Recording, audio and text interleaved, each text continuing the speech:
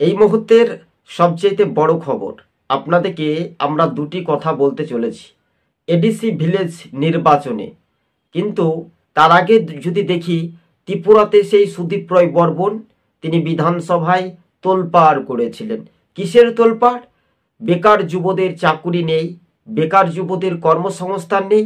ত্রিপুরাতে সিপিএম ও কংগ্রেস একযোগে কিন্তু শাসকের দিকে কিন্তু একটা নিশানা সুদীপ রায় বর্মন, কেননা বেকার যুবদের পাশে দাঁড়িয়ে ফের কিন্তু শাসকের দিকে কিন্তু একটা আক্রমণের শনাক্ত আমরা দেখতে পেয়েছিলাম।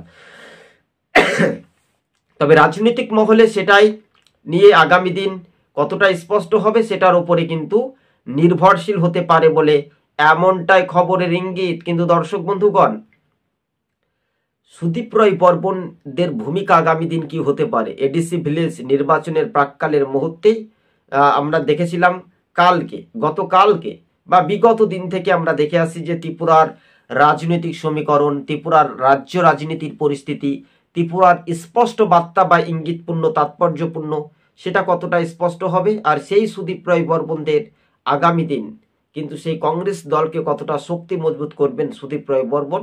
তিনি 6 আগরতলার দাপটে একজন বিধায়ক।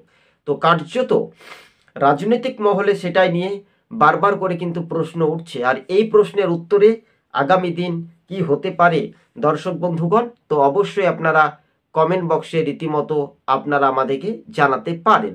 তবে হ্যাঁ, বাস্তবে যে রাজনৈতিক সমীকরণের চিত্রগুলো সেটাই স্বাভাবিকভাবে দেখার একটা বিষয় ছিল।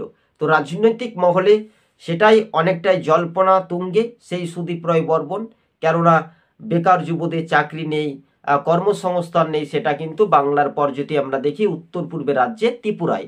দর্শক বন্ধুগণ, আজকে ছিল আমাদের এই পর্যন্ত প্রতিবেদন।